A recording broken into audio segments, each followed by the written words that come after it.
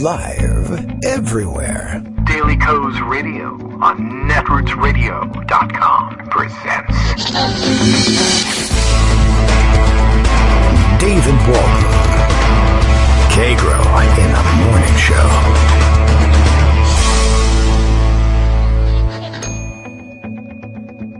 Now, here's David Waldman.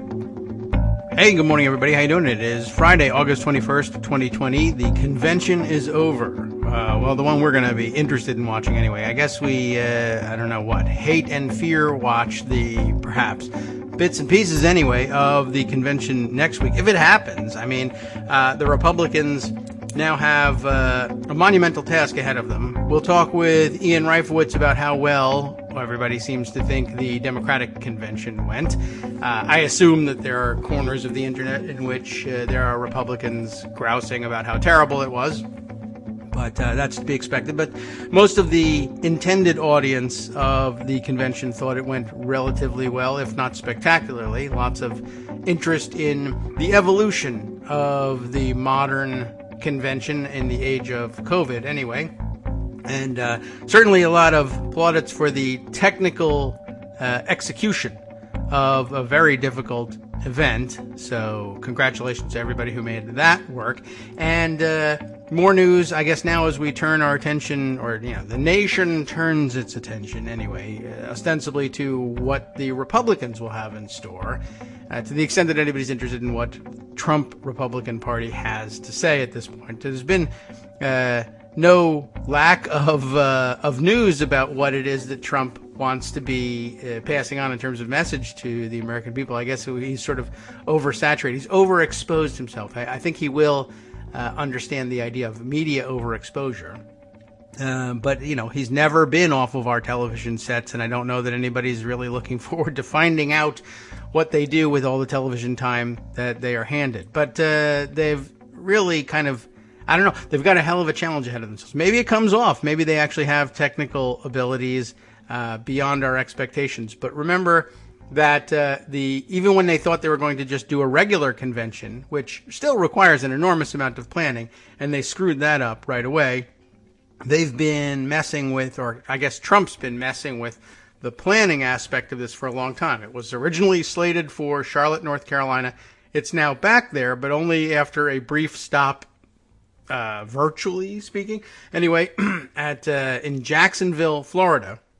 You may recall that the story was that when Charlotte, North Carolina indicated that, yes, we believe in the existence of COVID-19 and we're going to be requiring masking for indoor gatherings, and that would include your political convention, and you have staked out this position that it's important to your political platform and campaign to oppose mask wearing. At that point, it was pretty overt. It's still fairly overt, but the president ostensibly has made some rhetorical room for recognizing that mask wearing might actually be important in case he ever encounters a situation in which it's important to him personally to appear in a mask.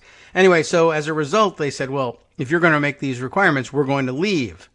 And we're going to take our convention elsewhere. And I guess the threat was supposed to be, we're going to withhold so much money from your city because we're going to take all these thousands of delegates and move them somewhere else. Except the thousands and thousands of delegates were never coming because of COVID-19. I don't know. I'm not certain how Charlotte's leadership responded to it. They may have rejoiced. I certainly would have.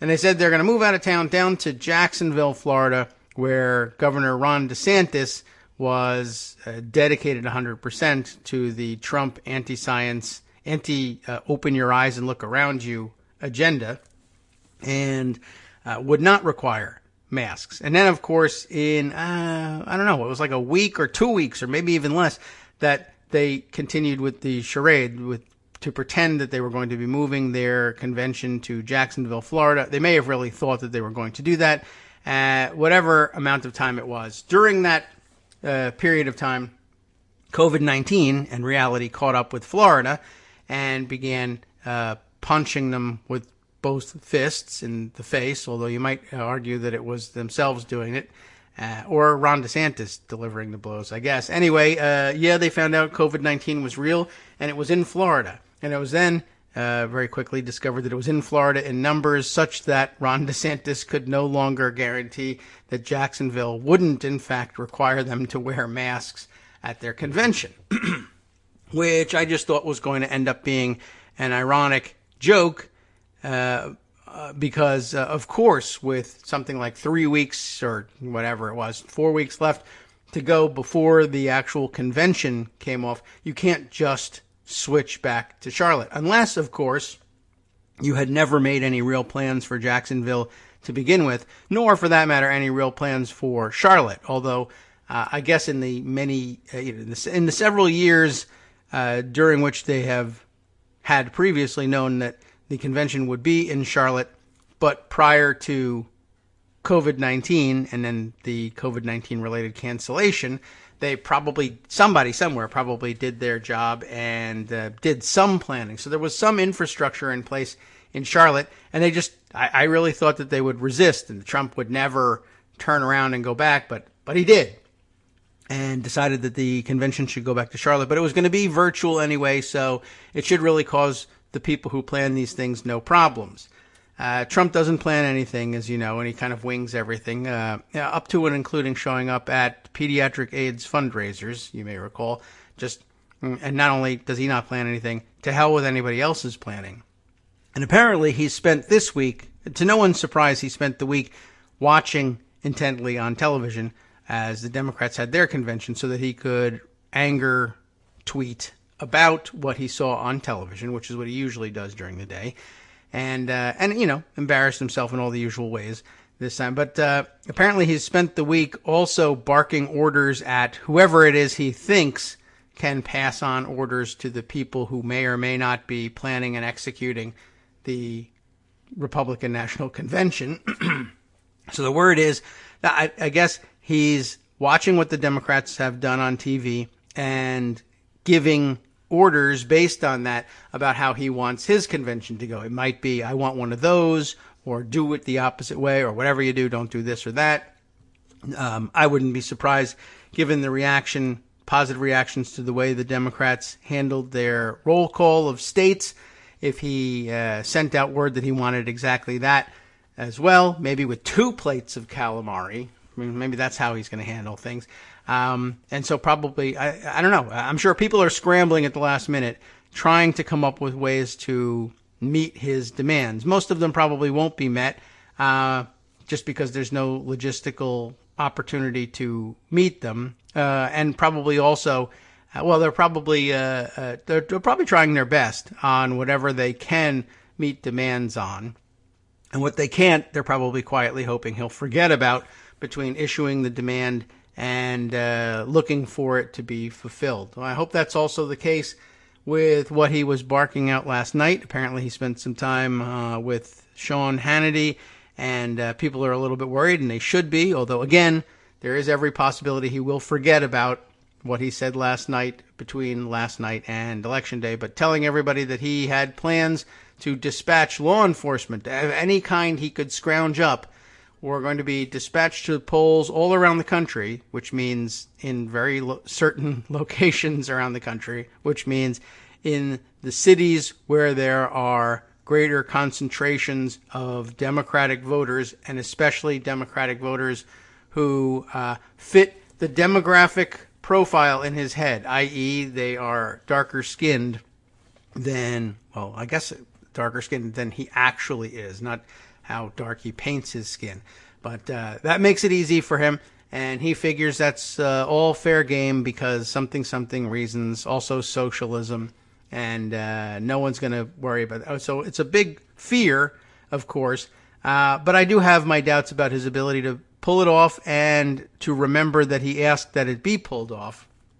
But, you know, this is one of those things where you have to take it, I guess, seriously, if not necessarily literally, or at least not bet on the literal outcome being exactly as he describes it. All right, many things to catch up on, and of course many pieces of the puzzle from the last couple of nights to analyze, to go over, to think about thematically, and that makes today an excellent day to have Ian Reifowitz join us because, you know, he writes books about all of these thematic examinations, et cetera, et cetera. So it's really kind of perfect. Let's see if we can't ring him up and bring him in. And we've got a couple of pieces in the queue, one up in already up in so-called print. I guess we can call it print, just for lack of a better term, over at Daily Kos. We can check in on a couple of those as well, some of them directly relevant and some of them more off the cuff and esoteric. Let's give him a call and see how this goes. We know how it's going to go. Of course, it's going to go very well. I don't know what I'm worried about, like the idea that this isn't going to go well. Right? Okay, good morning, Ian. How are you? I'm fine. Fine. How are you? I hope you're not too worried about something. Yes, I'm very worried about technically being able to pull off our virtual radio show, but it looks like we've gotten help from the producers of the convention, and it seems to be working. Now, other than that, what would I be worried about? Pandemic? 2 hurricanes hitting the United States at the same time next week? Sending federalized and unidentified troops to the polls? I can't think of anything. Small things. Yes. Small. So, all right, yes, we will, we can dismiss those out of hand.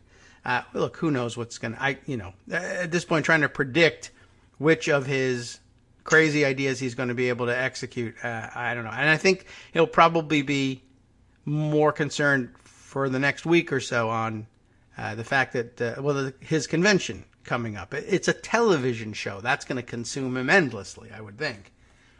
He does like the television.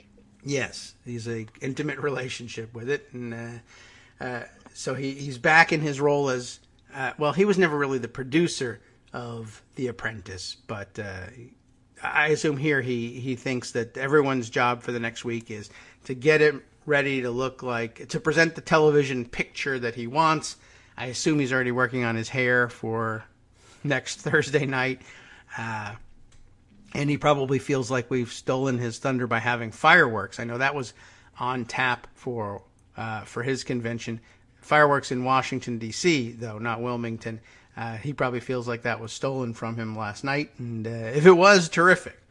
But yeah, well, we'll see what he can do. I just don't see how they can present anything as impressive or as moving or as inclusive or as hopeful as what the Democrats did. I mean, That's how impossible. many, what is he going to do? Have Scott Baio and other Hollywood D-listers? I mean, who's going to do this?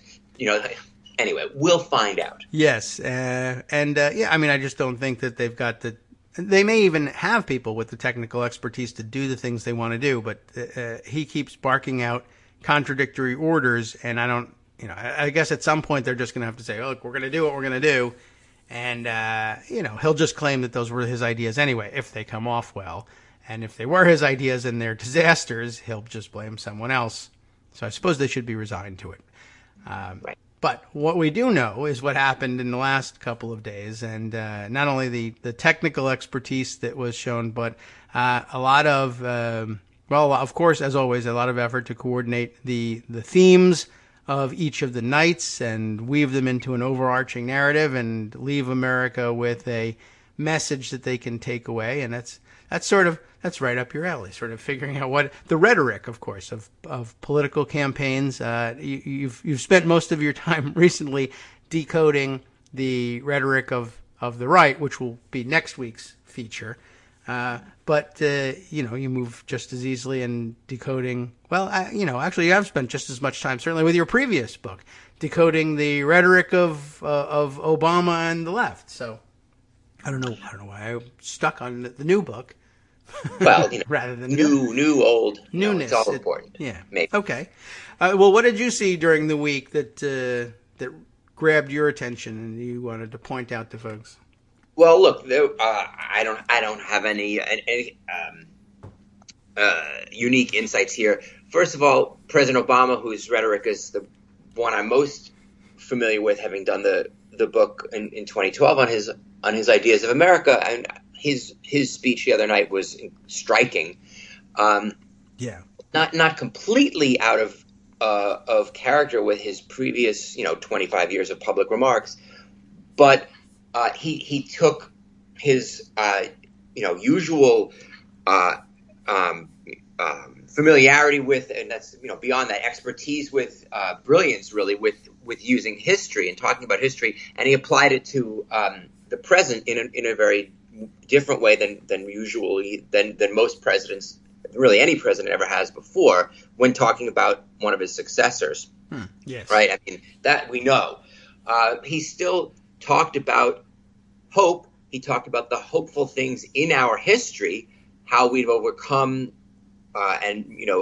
inequalities and moved closer to a more perfect union. But it was striking when he cited some of the people in the past, groups who have fought, for civil rights and women's rights, and he talked about, different ethnic groups, and it was brilliant how he tied together. I mean, just some of the very typical Obama sort of brilliance on this. He starts talking about Irish and Italians. So then all the Irish and the Italians, the audience get their antenna goes up, they're listening, and then he pivots to I'm not going to remember the specifics, but he pivots to a couple of non-European immigrant groups, and then he talks about African Americans. And so this is just very, very smart of Obama, as usual, to try to be inclusive. And sometimes we talk about inclusion as meaning just including typically excluded groups, but it's not just that. Yeah, right. It's including the white groups and the non-white groups at the same time in the same scenarios, to get them to see one another as members of this American family. Just brilliant, some brilliant stuff there. And then, of course, he said, we're risking all of this progress because right now we have somebody who could destroy everything. And that was striking. The last 5 or 10 minutes, especially of President Obama's speech, was gripping.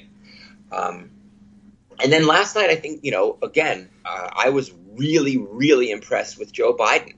I thought he, like President Obama, they both sort of, I think, got stronger as their speeches went on. The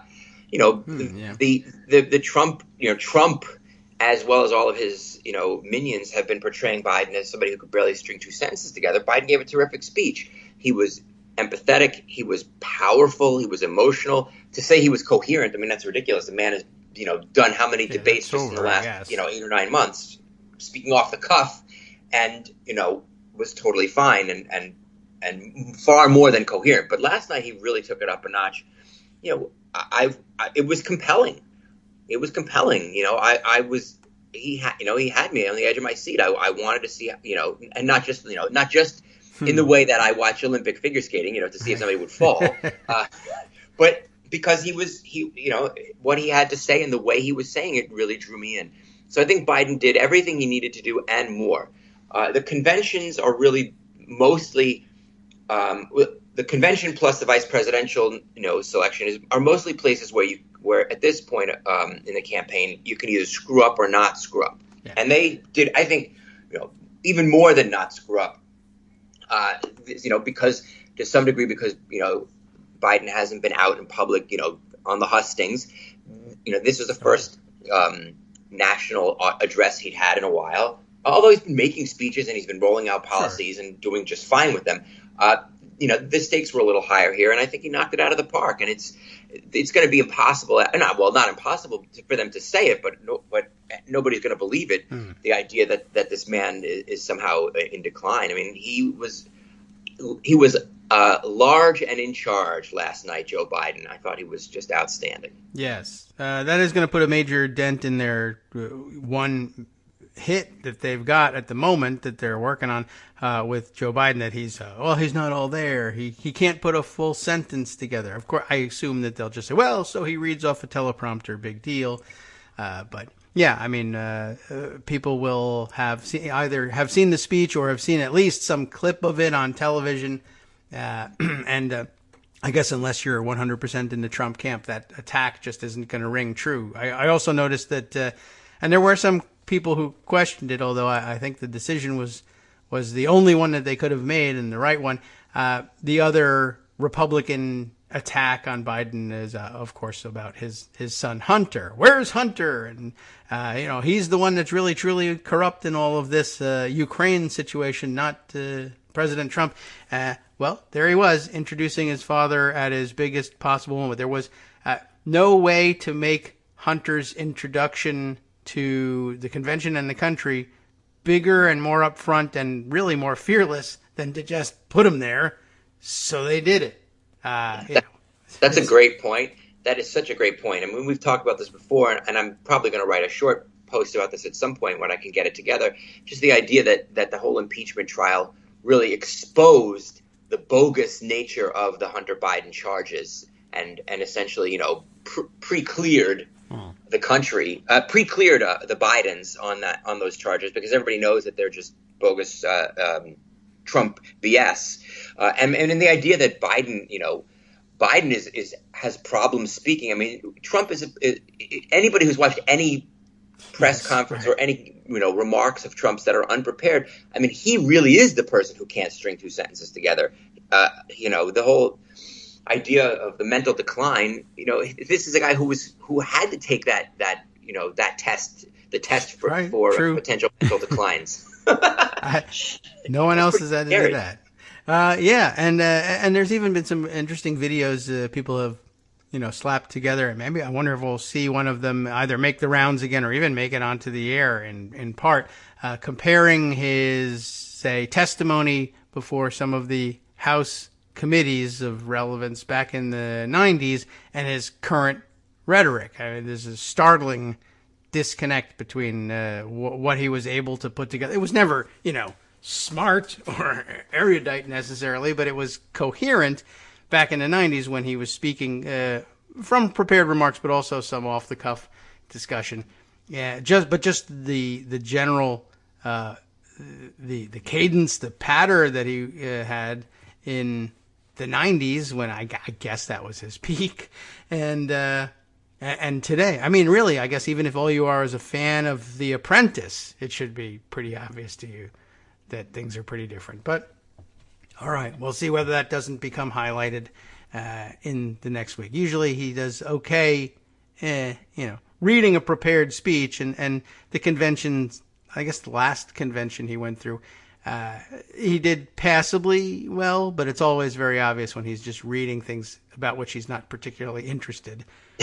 So we will see, and we'll see. Maybe that means that the bulk of his speech will be scaremongering, as I guess is all we can expect from him. But that's the stuff he delivers with the most relish. And when he's speaking occasionally on matters of actual policy, he reads that like a bored kid.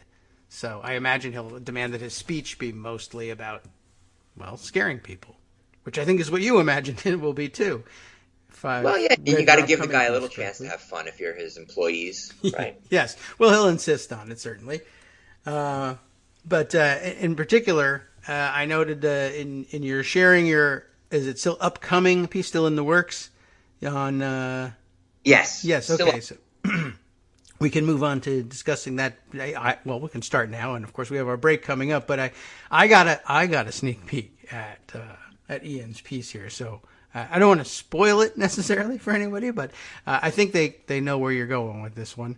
But if that's something you'd like to discuss, there's a very particular angle of attack that he seems to be getting ready for with his usual scaremongering, and maybe you want to tell people about that. Sure. So yeah, the post is should go up sometime early next week, and good timing. Over the last few weeks, Trump has been hammering away at the suburbs. He's talked about how the suburban housewife will going to be voting for him, and I don't want to rehash his rigmarole, but the long story short is he's basically scaring the white suburbanites that if Joe Biden is elected, that the people are going to be moving from from inner city housing projects en masse into next door to their little suburban McMansions. Mm. And this there's there was a regulation put forth during the Obama Biden administration in 2015 that was very not crazy or not radical, but it was a step to make sure that when local governments got federal funding, that they took some steps to assess and address racial segregation if they were going to take this federal money. And this is all part of the law. It's part of the Fair Housing Act of 1968. But the measures that were supposed to make sure this took place were not really that effective. So Obama updated it and gave it a bit more structure. Okay. So Trump with some fanfare basically undid this in stages over the last couple of years and undid it formally a few weeks ago, and then said, but Biden, if he's elected, he's going to come back in and he'll not only restore this, but he'll make it even worse, and he'll put Cory Booker in charge, a black man. Oh my God. Oh, no. He'll put Cory Booker in charge, blah, blah, blah, blah, blah. Anyway, so I looked at the things that Trump has been saying, but then I also drawing on the book, The Tribalization of Politics, I looked at Limbaugh and specifically at Limbaugh's the fact that Limbaugh really just gave Trump the blueprint for these attacks on the suburbs, because Limbaugh spent years railing against Obama. He has a war on the suburbs. He hates the suburbs. He's looking to destroy the suburbs. I don't even remember and so, this. This is another example of essentially Trump following Limbaugh's playbook. And so I looked at the connections there. Are really pretty astounding. Leave it at that. Well, okay. I mean, it's certainly no surprise that he would just crib notes from Limbaugh on this, and I assume he just probably no convincing necessary. Not only because he has the same holds the same bigoted ideals, but also he probably just thinks, well, Limbaugh's been successful with this, for whatever that might mean, and so I will be too, because it always works for me. We'll be right back. Hi, it's me, David Waldman, your host for Kagro in the Morning, and I've learned that I either need to update these announcements more often or stop saying that the announcements are brand new. What's not new is that this message, too, is a call for your support in keeping the Kagro in the Morning show on the air. My thanks go out to all of you who do support the show through your donations. The stats say that Kagro in the Morning fans download our program about 2,000 times each weekday, but our donors make up only about 8% of our daily listeners. Patreon.com, Patreon.com, makes it simple to make easy, secure, recurring monthly contributions to support our show. Patreon.com/KagroX gets you straight to our donation page. If we're helping keep you sane during the Trump era, consider what that's worth. $1 a day? 50 cents? One thin dime? We do about 20 shows a month, so pick a number, do the math, and head to Patreon.com/KagroX to let us know. Thanks again, everyone, for all your support.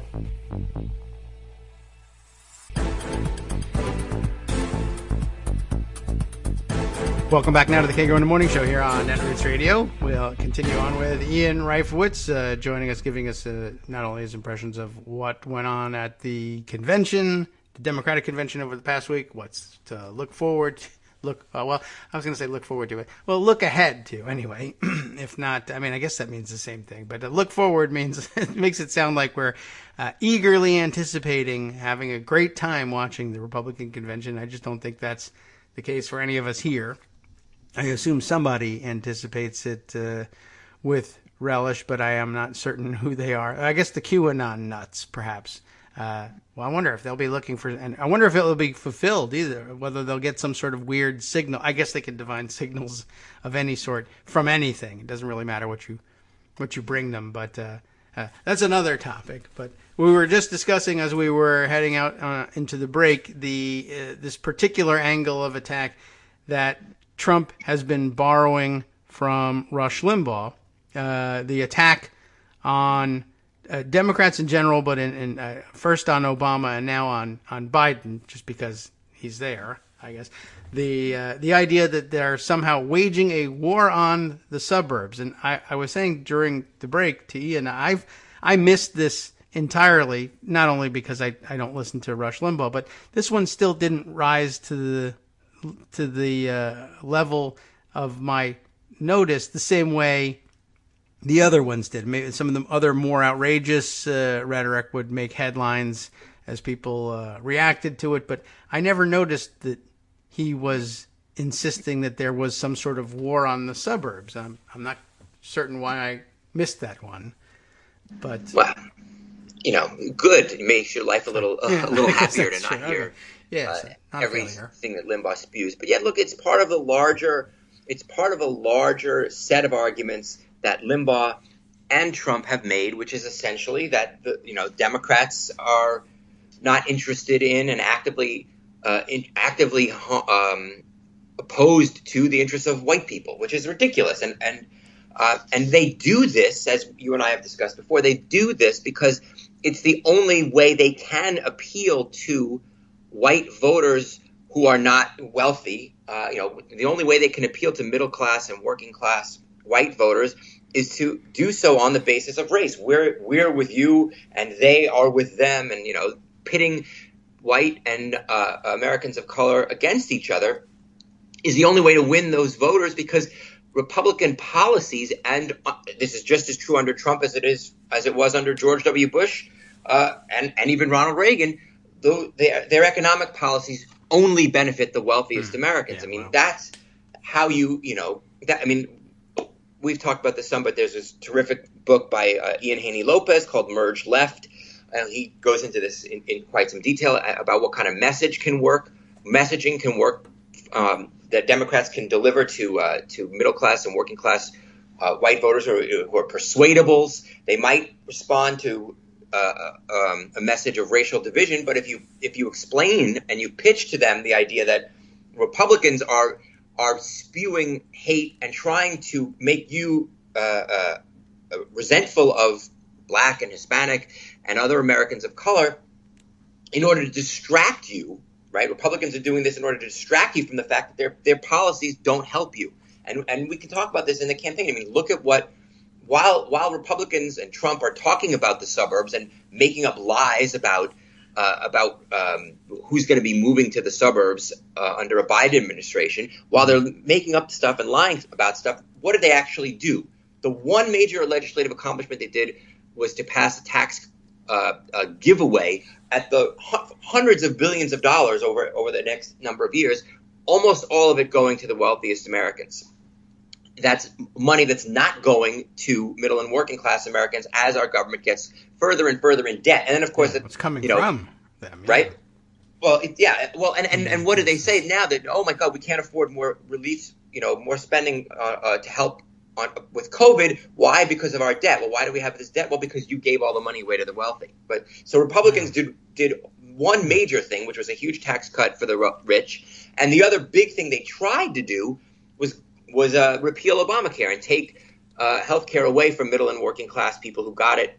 Some of them, for the first time or the first time in a long time, because of the Obama-Biden administration and the Affordable Care Act. So that's what this suburbs, bunk is all about. Getting people worked up about the brown people over there so that they'll, vote for Republicans without thinking about the fact or forgetting about the fact that Republican policies are really just taking money out of their pockets and sending it up the economic ladder. That's the only strategy they've got. I guess you could say it quote unquote worked in 2016. And so they're not going to give it up until it doesn't work anymore. And maybe then they'll give it up, but I don't think it's going to go down without a fight.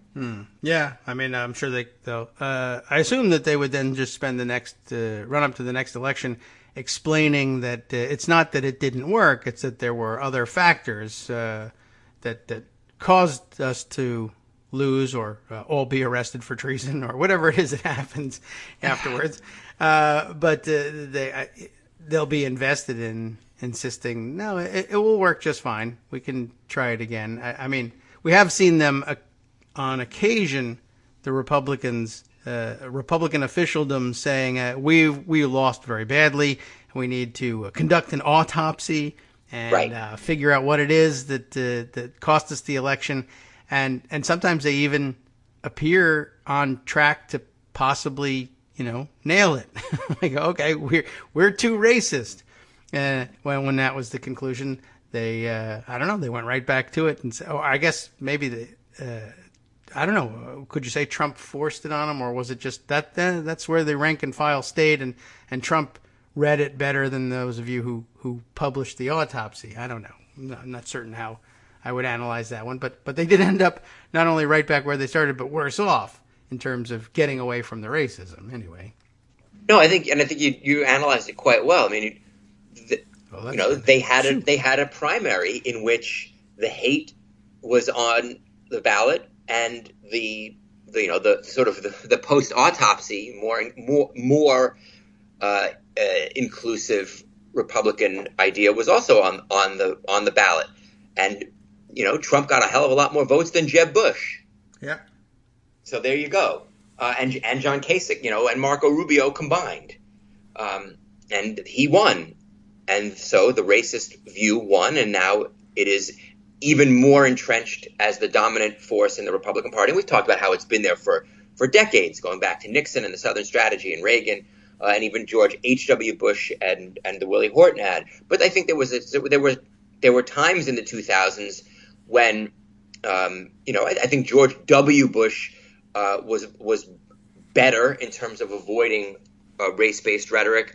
I think John McCain, putting aside the foolish selection of Sarah Palin, John McCain, was good about staying away from that. I thought, I looked a lot at the Romney campaign, and Romney was a little bit of a step in the wrong direction compared to McCain, but much obviously Trump when Romney sort of dipped his toe a little bit on a couple of occasions, which I wrote about in some sort of a little bit of race baiting on Obama, but then stepped away from it right away when he was smacked by the media about it. Trump obviously made it his whole shtick. And so, I mean, look, this is the question. And this is one of the things, frankly, why people like Stuart Stevens, who are more than never Trump Republicans, but really anti-Trump Republicans, Stuart Stevens and others have said, listen, the Republicans have to be beaten badly at the election polls a number of times to have the racism beaten out of them, essentially, or the and we'll see if that happens. And I don't know what the result is going to be. Would there be a fracturing of the Republican Party into, I could see that. I could see that you might end up with. You could even end up with three parties. I don't know what would be better, but you could have three parties. You could have a Bernie Sanders AOC, style Democratic Party, and then maybe you'd have a sort of centrist party, which might peel off some of the most centrist Democrats, along with some of the anti-Trump Republicans, and then maybe you'd have a sort of a Trumpy Republican Party on the right, and maybe you'd have sort of a coalition at times between the left party and the center party. I mean, now I'm really, just sort of going off into a projection here, but you could have that. I wouldn't be shocked. It would essentially be a larger Democratic Party, but just broken into two officially separate groups that might work together in a coalition. I mean, who knows? It could be anything, but I do think there is going to be if Trump loses, there's going to be a reckoning within the Republican Party, whether it's now or whether it's 4 years from now, if they keep losing, because there are going to be people who are going to say, listen, we can't do this anymore. It's wrong for the country, but it's also wrong for whatever sort of non-racist conservative ideas we have about the tax code or all the other things that they believe in, or abortion, which I disagree with them on, but it's a belief. I don't think they're going to want to have no ability to influence the political process on those other issues because they're tied to this Trump Limbaugh race, dog whistle race rhetoric. Well, yeah, I mean, It'll be. I guess that's another question, as you were saying. Well, if Trump loses, and there's a broad spectrum of assumptions in there. If I think you mean if he loses in the traditional way and then leaves, well, we're all worried about whether or not that will work. But I guess with such a sizable number of Republicans and former Republicans sort of lining up in I guess what would be that center third party, if there is one, as never Trumpers, I suppose there are enough people in mainstream life and in positions of responsibility that maybe his power grab ideas anyway don't fly. So hopefully we're strong enough institutionally to dislodge him, even as he insists that either the election was rigged or that something was wrong with the voting, or that he just needs to stay there just until we find out what the hell's going on, or whatever excuse he gives. But difficult to to analyze that in any traditional sense, because it's in some cases, well, I hope it's the realm of fantasy, but here we are having to entertain it. Just like you can never tell sometimes when satirists are making jokes about, say, who's going to be speaking next week at the Republican convention, and people have to double check. Is this real? Is this a joke? I'm not sure. Like, for instance, I don't know. I had to double check to see whether or not someone was kidding when they were saying, "Oh yeah, there's going to be speeches at the convention from the lunatics who were waving guns at the Black Lives Matter protesters in St. Louis." Really? Come on. That's The Onion, right? No? Oh, wow. Well, they decided on that one. And I think the Covington Catholic kids as well. I don't know if they're going to speak, but or maybe just make fun of other people, possibly. It's their role in the convention. I don't know.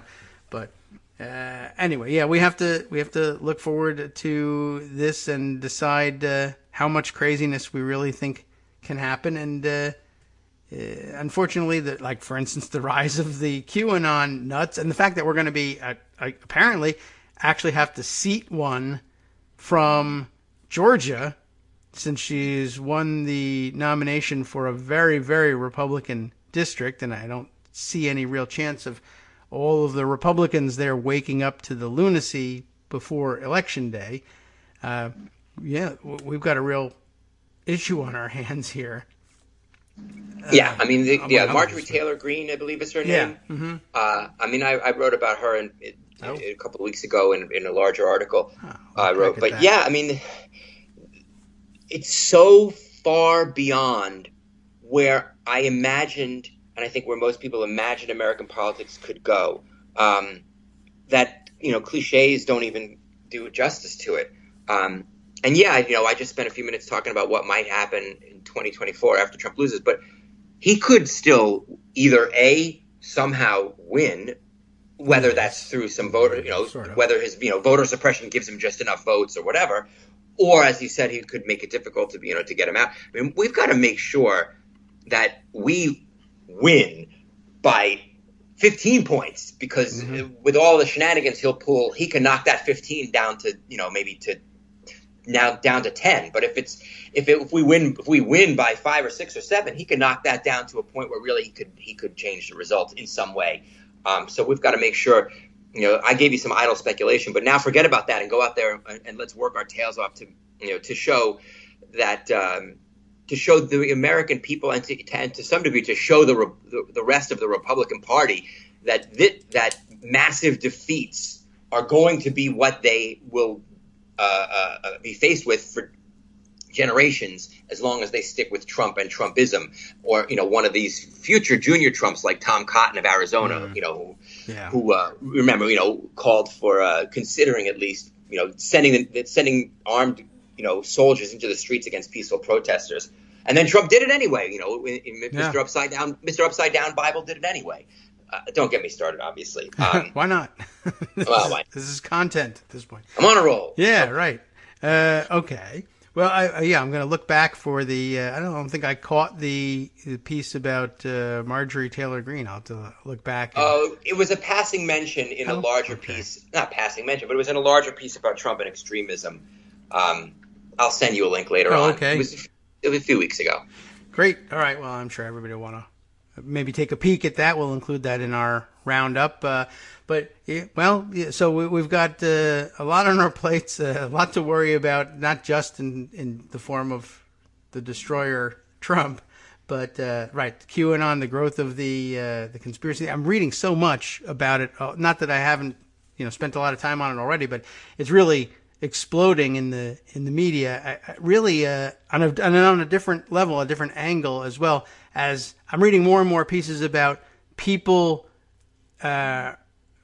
Contributing opinion pieces about having essentially lost family members to this crazy conspiracy theory / cult / new religion that's going on. And it really does feel like losing people to, to cults or something like it. It shares certainly a lot of characteristics with cult beliefs. And it's going to be extraordinarily difficult to deprogram people, because I guess the whole idea of getting people to realize what's going on is you'd have to convince them that something that they've just decided, sometimes very recently, to base, their entire lives on and their worldviews on is a hoax and was made up by a couple of 4chaners, and that's going to be very difficult for people to believe.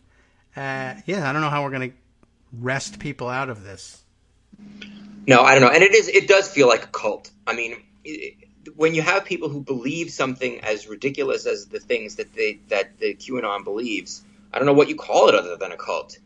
And that's the for lack of a better word, the brilliant thing about a cult is when you question it, then you're just part of the conspiracy. Yeah, right. The self-fulfilling prophecy there that allows people to continue to believe in it and doubt everything else that they used to believe was true, and I now see their rejection of reality as some sort of enlightenment. I've been, let in on the secrets here. Your small brain won't be able to understand what I've had revealed to me, and so that does feel very much like religion, in this revelations idea. But, right, and when Facebook and Twitter and other social media act to remove QAnon accounts because they go against their policies, right? Because they advocate violence. They remove these accounts. Well, then they're just then Facebook and whoever must be in on the Q conspiracy as well. I mean, it's just like the persecution of early Christians. They will claim, I'm sure.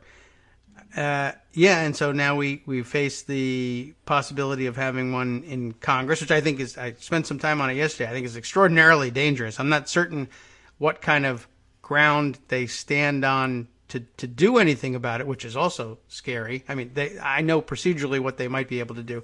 Legally, whether it stands up or not, but is another question. But you're talking about giving somebody who is overt about expressing their belief that they will now be working with satanic cannibalistic child molesters, and that they know who those people are with certainty because of their political affiliations, and they wear those openly, will now be given a chance to walk onto the House floor and among them in the office buildings, bypassing security, by the way. No metal detectors for those wearing the members' pins.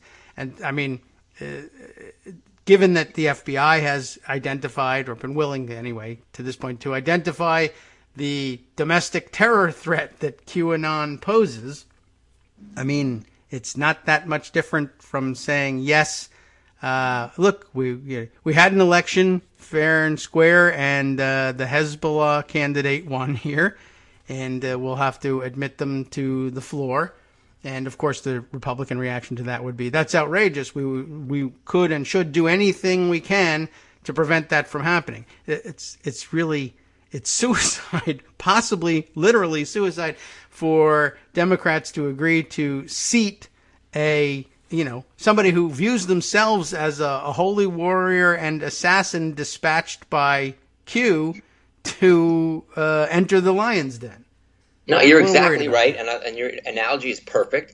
And let's also point out, I'm sure you've seen and talked about this, that this president, this occupant of the White House, was asked about QAnon the other day, right, and was told exactly what they stand for, and he said, well, but they like me. And he asked, is that bad? Is that bad? And they literally, that's the only frame of reference he has. They like me, it's good. Right. They don't like me, it's bad. I mean, this is the level of intellect at which he functions. And so, QAnon likes him, then QAnon is good. Yeah. End of story. Nothing else matters about them. That's like when we talked about this, when he was asked about John Lewis's legacy, he said, well, John Lewis didn't come to my inauguration. Just the fact that his brain goes there. Forget about all the terrible, hateful, awful, harmful, direct harm he's done. The fact that that's where his brain goes is so outside the realm of what is healthy and normal and functional. He might be the most narcissistic human being ever to walk the planet in a clinical sense. I mean, I'm going to go out on a limb there. He might be. Yeah, I don't think you'd be too far. They might find someone crazier, an unknown somewhere, who we just don't know about his case file. But, certainly the most high-profile, pure narcissist I've heard of in a long time, certainly in the modern era. I suppose maybe some European monarchs in the old days, I guess. I suppose divine right is a hell of a drug, I assume. So, well, at least there you think you're doing somebody else's bidding. True. He knows. He thinks he's doing his own bidding. That is a good point. Right. Thank you. I hadn't thought of it quite that way. So maybe it's true. He's just the craziest person ever to assume power. I mean, it certainly has held firm for his relationship with dictators, even other wacko dictators. The world thinks this person is evil, but he did write me a beautiful, beautiful letter. Okay. Not okay. He's a nuclear-armed, crazy dictator, and has been he and his whole family have been international pariahs for decades. But a beautiful letter. I feel good about that guy. It reminds me of, since we've done it 2 weeks in a row, we got to do it again. It reminds me of Blazing Saddles of Governor William J. LePetomane, the brilliant Mel Brooks cameo. And, Harvey Korman's evil character gives him a little, the paddle with the rubber ball attached to it to play with. And he's like, ooh, to me, that's Trump. Give him the beautiful letter. And then you can do whatever you want with them. If you give him a nice little toy, a little shiny object. I guess so. I wonder about that, and that makes me wonder about the letter too. Like, I mean, I suppose it's entirely possible that it's genuine in that. That the North Korean regime said, "We understand he's so susceptible to flattery. Let's cook up a letter and send it." But I guess it also opens the possibility that someone on Trump's staff just said, "There's no way we're ever going to get a nice letter from." From North Korea. What if we cook one up and say that the Koreans sent it? If we want to have a summit, I don't know why they would think that was a good idea, but you never know. All right, that's baseless speculation. But I know it's just about getting through the day. When you work for Trump, it's just about getting through the day. That's true, and we do know that they do concoct other things for him. For instance, the charts he used in his interview with Axios not that long ago. They sent him into the interview armed with very, simplistic, rudimentary charts that were also wrong or, manipulated statistics in such a way that they're, for all practical purposes, wrong. But, yeah, he was convinced that he was 100% right in asserting that he had done a fantastic job in handling COVID-19 because these charts say so. And he was, of course, unable to wrestle with the idea that the interviewer brought that the rest of the world measures their COVID-19 metrics very differently than you do, and in a way that makes sense, like on a per capita scale. But we know he doesn't even understand the concept of per capita, too. That's another thing he happens to have blurted out in his handling of COVID-19. There are many per capitas, and which one do you mean? There's one. You can't do that. Right, yeah. You can't do that's not the basis on which I have information. And your basis, right. He thought he was being challenged in some weird and unique way. And it's like, well, what he's saying, sir, it's a sir story now, is that you don't measure things the same way the rest of the world. If there's anybody who can't do something here, it's you. But that's not going to register with him, obviously. Oh, God, no. No, he would never be able to accept that. I don't know. Well, we have that to wrestle with. We have neglected to mention to this point. I don't know if you had anything you wanted to add on the events of yesterday with Steve Bannon being arrested. I don't know how that's going to affect him. But, I didn't. I barely know him. Right. I barely know. Yeah. Well, I had him run my campaign and get me elected to the presidency, and I had him as a senior advisor in the White House, and I, only sat with him 12 times a day. But I barely know him. Yeah, I mean, I guess that was no surprise that he was going to take that tack on things. I don't know. I wonder how long he thinks that will work. But again, you're right about him being the world's greatest narcissist. It must be some part of him that just thinks he can fool us again. Well, as George Costanza wisely said, it's not a lie if you believe it. Well, that exonerates Trump and his entire presidency. So I think although that is a question I sometimes do find myself asking, does he believe his own crap? I'm not always certain, but yeah, it doesn't really matter in the end because as long as what matters is whether he can sell it. Yes. Well, and that he also believes he can do at any given time and with any particular subject. All right. We're coming to the top of the hour, and you're certainly welcome to stick around a bit more if you like, if there are other topics you want to address. If not, otherwise, of course, you can remind everybody about the book and where to find it. Sure. We can do that now, or we can do that right after the break. We can do that now. We've got a bit of time. We can do that. Go ahead. Okay. Well, the most recent book is The Tribalization of Politics, How Rush Limbaugh's Race-Baiting Rhetoric on the Obama Presidency Paved the Way for Trump. And that's available on Amazon and BarnesandNoble.com and all your various online booksellers. And I have my, hopefully you guys are checking me out on Daily Kos, where I have my articles most weeks. A bit of a gap, but a new one came out last night, and hopefully will go on the front page within the next 24 hours or so, and then I'll have the one next week on this whole suburban racist dog whistle business that we were talking about earlier. Right. And the other article that just went up is about reopening New York City schools. So I got a first-hand view of that as a parent on a planning committee, and that was an interesting process. I discussed it. I'll bet. Well, certainly that might be something you want to go into. We'll discuss it during the break. If not, everybody, I will say this. Thanks again for coming by. I appreciate it, especially in the wake of the convention and in the run-up to the next one. Thanks again.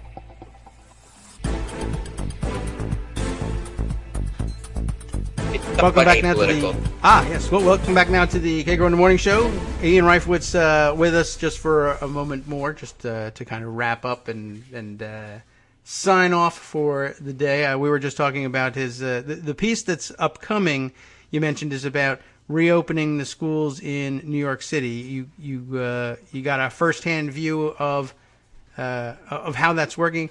And I got to read a little bit of it. I'm interested in it because I'm working on reopening projects myself, and but it was interesting to note that the degree of autonomy granted, I guess, is it to each individual school? Yeah, long story short was this. Yeah, the city had to file a plan with the state. And then that the state then approved, which gave the city the ability to reopen. And the city said that basically the city gave each school two or three, depending on how you want to define it, a couple of different options about how to reopen. Maybe the kids would come back one out of every 3 days, or maybe one out of every 2 days, or some other option. The schools could not decide to stay home completely. But the schools could decide how to divide up the cohorts, and so there were metrics based on social distancing and how many kids could be in the room and in the building, in each room and in the building at a given time. It was very thoughtful. It was very objective in terms of the criteria. And the long story short was, I think New York City and New York State, unlike places like Texas and Florida and others, where the governors are really essentially forcing schools to reopen even when they don't want to. There was an example in Tampa where a district was planning on pushing off in-person learning for a few weeks, and they were threatened with this loss of $200 million in state funds. Nothing like that is happening in New York State, New York City, and each family can choose to keep their kids home. So there was some positives, and there's testing numbers. The testing numbers have to be below a certain level, otherwise the school, the whole city would close down. I mean, there's a lot. It was a very thoughtful, data-driven process. And I talked a little bit about Joe Biden and his plan, regarding schools, which is also thoughtful and based on objective metrics and just very different from the non-existent Trump plan. Yeah, well, it's an interesting perspective to get. It's I assume. It's very different, as you mentioned, from the way they're handling it in other states, and a significant departure. Yeah, especially your access to the clear metrics, even in states where the governors haven't been quite as heavy-handed. I have noted a few stories about schools reopening, and I'm not certain where the decision comes from, but when they have laid down a marker for when would we consider taking some sort of emergency measures. We're going to reopen. At what level, what numbers of infections must we have to reevaluate? And I've seen just some really, truly insane numbers thrown out there. You mentioned that I think if test positivity were to rise over 5%, that might be a trigger for schools in New York City. And I've seen other school systems in Tennessee and elsewhere pegging it at 25%. Well, if 25% of our student body becomes infected, then we'll do something about it. You're finished once you get there. Exactly. Okay. To clarify, the state mandated that a district could only open if the testing in that area, not the schools, but in the whole area, was under 5%. And then New York City actually went further and said, we won't reopen unless the New York City's positive rate is under 3%. And if crime climbs back above 3% on a 7-day rolling average, we'll shut down the whole city. So it's 3% is and it's been at or under 1% for a while now. And then there's a plan for if there's a positive test in each classroom, and if there's 2 positive tests in a school, we shut down the school, and on and on. It was very, very careful and thoughtful. I was happy to see it play out the way it did, and that it wasn't sort of just it was done with no politics as a concern, and only with safety and objective measures as the concern. That is nice, and I hope a preview of the Biden plan to come. It'll be a little bit more science-based and participatory too. That's an important part of it. That you just were able to have a part in the plans for reopening of your own kids' schools. That's the way it's supposed to work. Absolutely, it's very important to bring in the community. Feedback, make people feel involved in the process. Yeah. All right. Well, that is good news, and you're lucky to have had a hand in that. And thank you for sharing how it went. I think a lot of people will be interested in it. Some folks at home probably may have the opportunity to involve themselves in the same process. And it's nice to have a good model out there as opposed to the ones we see further south. For instance, just where governors dictate whatever's going to happen, or they come up with what they think looks like a plan, but it has no basis in science. I think the 3% threshold that you mentioned is certainly a lot closer to what epidemiologists were saying early on before we politicized the whole process and the whole field of epidemiology. There's just nowhere in the world that a serious public health official or infectious disease scientist would say, 25% is a fine threshold. You keep working on that. So, I don't know, pretty amazing. I appreciate your sharing that with us.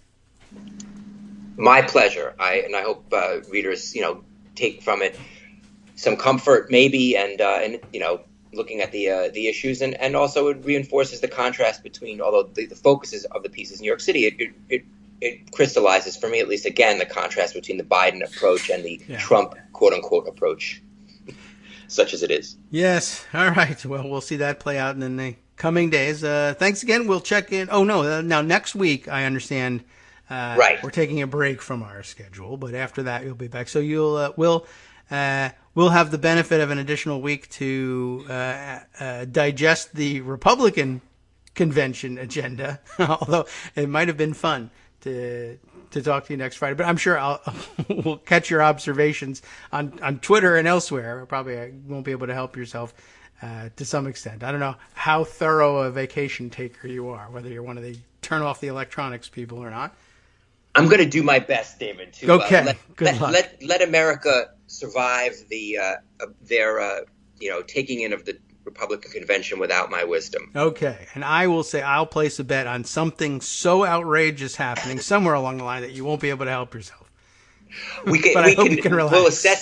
We'll assess the success of your bet in 2 weeks. Right. Okay. Thanks very much. All right. Everyone's on the edge of their seats now. Thanks, Ian. I appreciate it. And we'll talk to you after you have recharged for a week. Excellent. Thanks Great. as always, David. I always have a lot of fun when we talk. I do too. Thanks for coming by, and we'll see you then.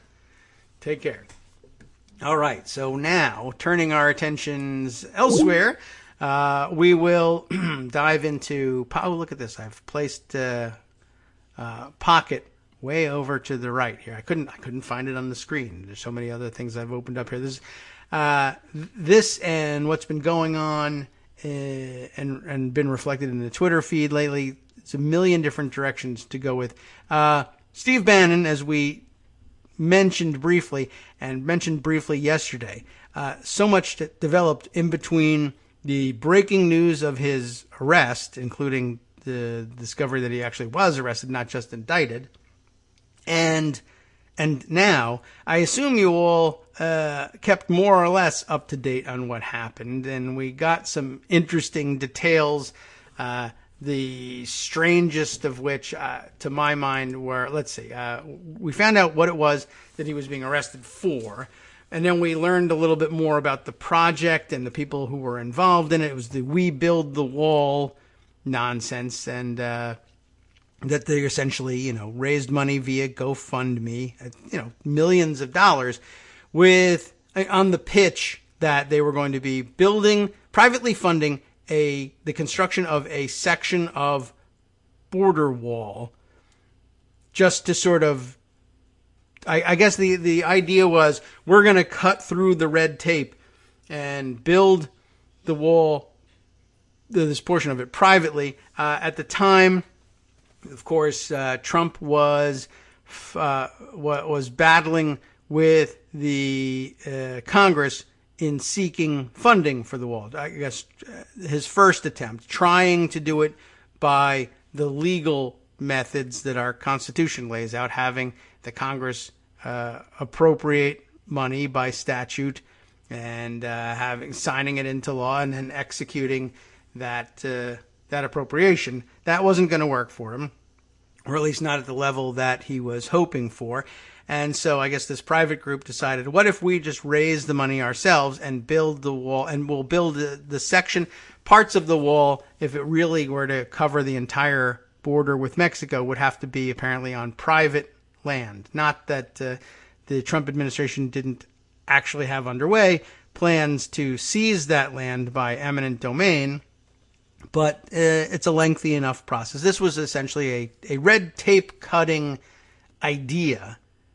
How they implemented it, of course, totally ineffective. But anyway, that was the thought. And they went out and they raised something like, I think, $20 million, $20 million plus through this GoFundMe thing. And I mean, it looked pretty scammy to begin with, but it was a possibility. They could, in fact, raise money and raise a wall on some private land somewhere. So it was feasible in the sense that they could actually put something up. It wouldn't necessarily be effective, and it's not connected to any other pieces of wall, but physically they could build this thing. Now the pitch, though, was not only was this a red tape cutting effort, but the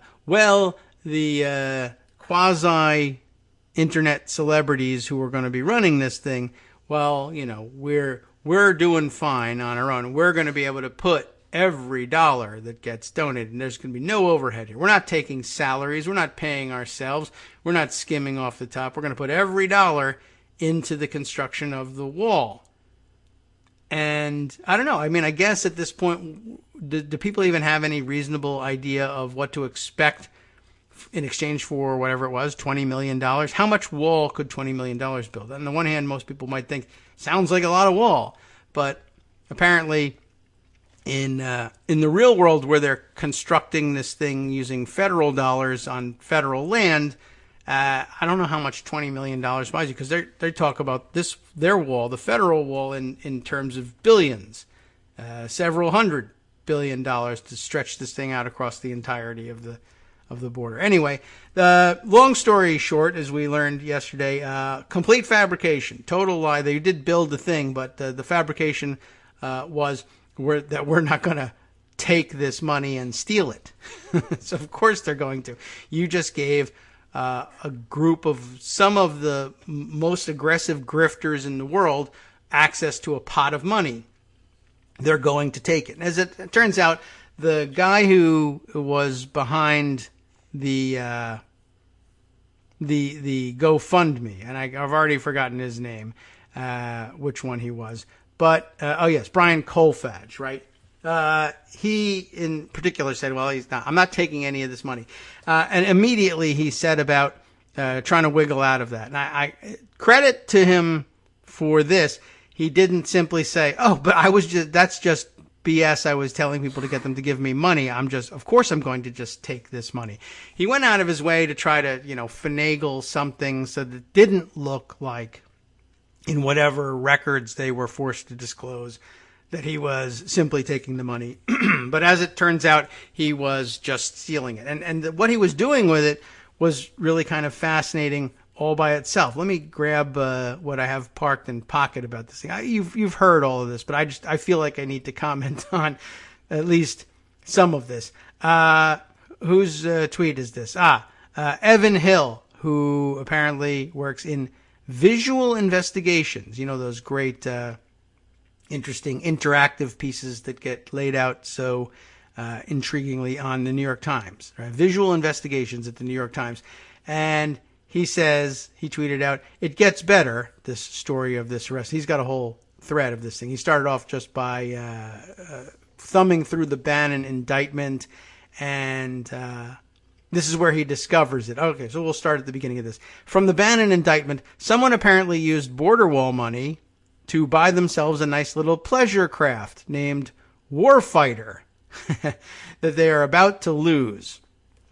You might recall that Brian Colfage, if you don't, I guess he's a vet. Was he Iraq or Afghanistan vet? He is apparently a triple amputee as a result of his service. And for some reason, I guess Republicans think that somehow excuses what he's doing. I mean, but I saw Charlie Kirk, for instance, from Turning Point USA, tweeting yesterday that this was disgusting to be, victimizing this triple amputee who gave so much for his country. And it was really kind of interesting watching the reactions, even from his conservative fan base, or people who appeared to identify as conservatives. Maybe they're just brilliant Russian bots. I don't know. But about half of the comments to his tweet were, triple amputees can be criminals too, man. A lot of people were actually pissed about this money being stolen.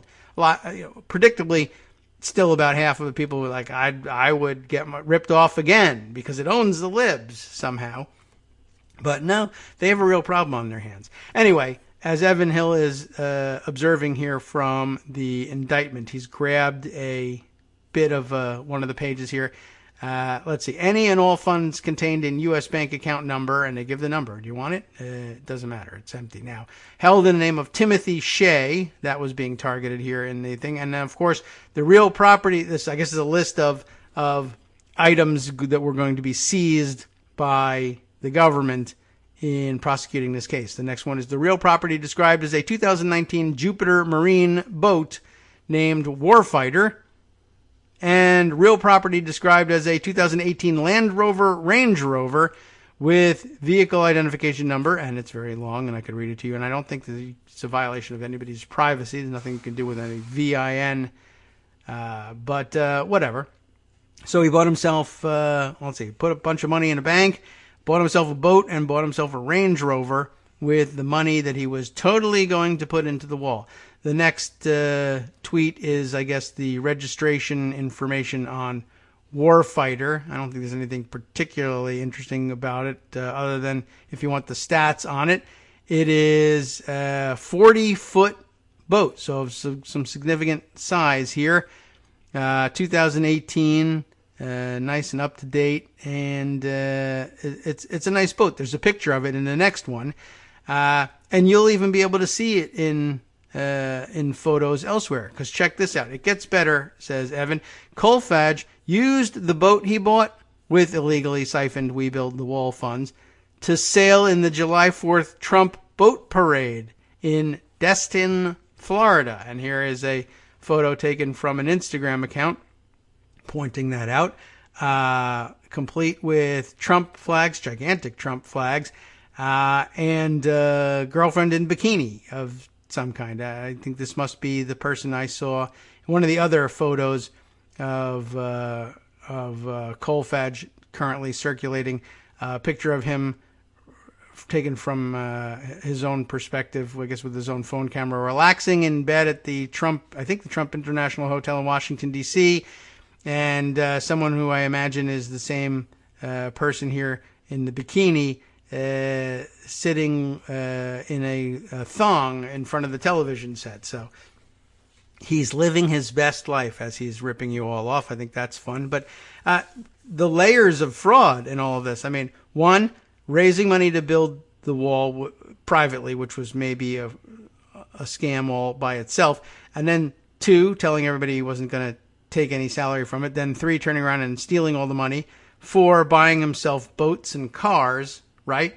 All to be expected. Run-of-the-mill grift at this point.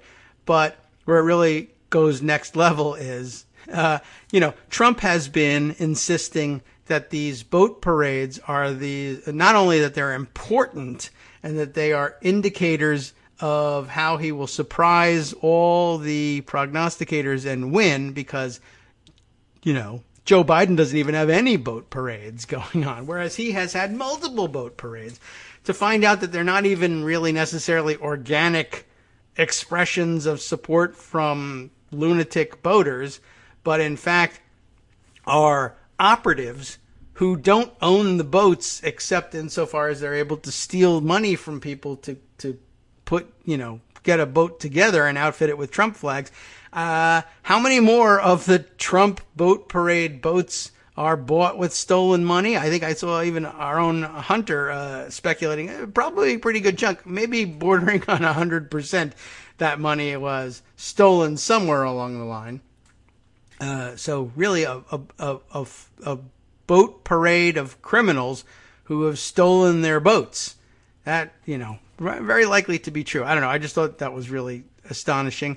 Some smaller points here from Evan in the rest of his thread here. Small point of clarification. He says, the indictment doesn't specifically say that Kolfage bought the warfighter, but that one of the defendants, and there were 3 or 4 named, right, bought the warfighter with We Build the Wall money, and then it appears multiple times in Kolfage's Instagram. So it's not entirely clear that he bought it, but he's certainly made out to be the owner of it, whether he is or isn't. No, he continues on here. Actually, according to the indictment, Kolfage used some of the more than $350,000 that he received from We Build the Wall funds to make payments toward a boat. So he's responsible for making the payments anyway.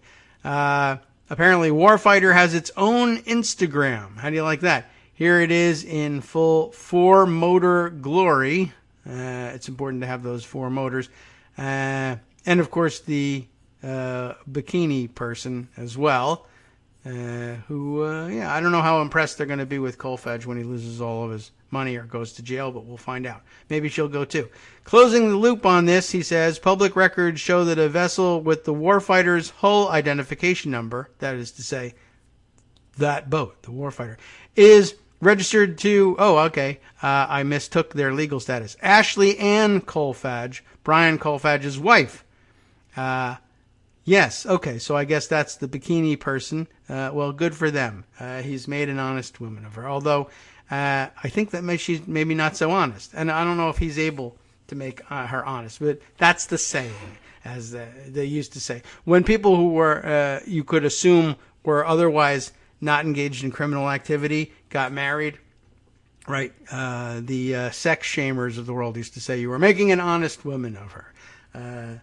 That really should be of no concern to any of us, except, she appears to enjoy being displayed in the Instagram photos. Not unusual either. Okay, let's see. Other things we wanted to mention about the crazy situation swirling around Bannon's arrest. One, he's out on bail. We should point that out. I did happen to see, I know Meteor Blades asked yesterday, are there photos of him in handcuffs? That's what I really need to find out. Are there photos of him in handcuffs? And I haven't seen any yet. That would have been pretty good.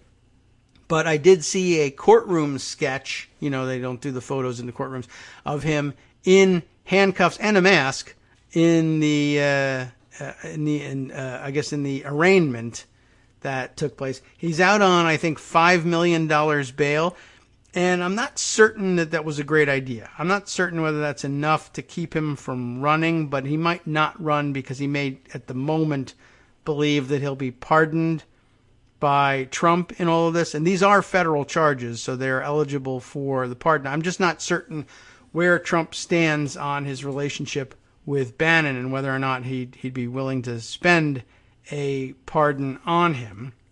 It's not like he has a limited number of them or anything, but yeah, it's just really an amazing situation. Also, the fact that Bannon was apprehended in like James Bond villain style settings. He was arrested. He was on board another boat, this one a gigantic boat, owned apparently by a Chinese billionaire who also happens to be a Mar-a-Lago member. I think we may even have read an article too about him. He's like one of the famous expatriate Chinese dissident billionaires who are somehow connected with Trump and Mar-a-Lago. And, you know, it's just weird. It's another one of the patented Bannon grifts, right? The years that he spent living in the so-called Breitbart embassy back when he was running Breitbart. They lived in a very expensive, because of its location, townhouse on Capitol Hill, and the Breitbart offices were essentially in the basement of the place, I think. And he lived in this place and entertained there, and they had all sorts of weird, wild parties. I mean, this was part of the parties that they used to have there were part of the origin of my insistence that Trump world and Breitbart world, as they merged, were in fact a sex cult. And I wasn't kidding about that they brought in prospective Breitbart writers to, you know, sort of, you know, and as the saying used to go, show them a good time. And they apparently just enjoyed the heady experience of these debauched parties at the Breitbart embassy, as they called it, enough to sign their lives away, their lives and dignity, in exchange for the promise of possible sexual encounters, I guess, at these parties. It was really, I don't know, pretty crazy. The question here now comes in from Rebecca Romans, who asks about news circulating yesterday. I don't know whether it was necessarily true to begin with, but that Bannon was scheduled to speak at the Republican National Convention next Tuesday. Rebecca asking, do I think it's still on the schedule? He's out on bail, Rebecca, so I guess it's entirely possible. It's just a question of whether or not, I don't know, what sort of signals we're going to get from Trump about his disavowal. He spent yesterday, to the extent that he spent any time on it at all, distancing himself from this We Build the Wall effort. Oh, you know, what I didn't finish was the thought about how he was snatched up off of this boat, just being a very signature thing. This expensive townhouse that became the Breitbart Embassy also didn't belong to him. There was a whole thing we read years ago. It seems like it belonged to some sort of weird, shady, or mysterious anyway, if not necessarily shady, but I'll bet they go hand in hand, Egyptian politician of some sort, and just for whatever reason decided that, yeah, sure, no coincidence whatsoever, renting this thing to Steve Bannon, which is never a good idea. We also read all those crazy stories about how he like melted the plastic of a hot tub in a house that he had rented previously. He's a real lowlife and a weirdo, and you're really risking a lot renting property to him. But likewise, he's squatting on this billionaire's yacht. And apparently other people were saying that he's been like on this thing for weeks. I don't know whether he was hiding from something or whether he knew the indictments were coming and he thought he could escape arrest by hiding out on a boat. But he was, when communicating with people via email, he was telling everybody very grandiosely, I am, quote, at sea. And I guess not using the line of, I am a god at sea. Can you identify the movie? Hi everybody, it's me, David. Let's change things up from the old fundraising pitch for just a minute and talk instead about how you can be a part of our show. If you've got a smartphone or any other electronic recording device, why not sit down and record a segment for us? Read us an important article and give us your take. Read one of your own original essays, or even just give us your commentary on something you'd like to share that's important to you. Then send the file to me at kagrox@gmail.com and I'll try and work it into the show. Short segments, a few minutes in length, are easiest to fit in. And of course, I can't always guarantee that I'll be able to play everything, but if you've ever shouted at your radio or TV about something you wish was being covered, here's your chance to change that. Make the show your own. Send your submissions to me at kagrox@gmail.com.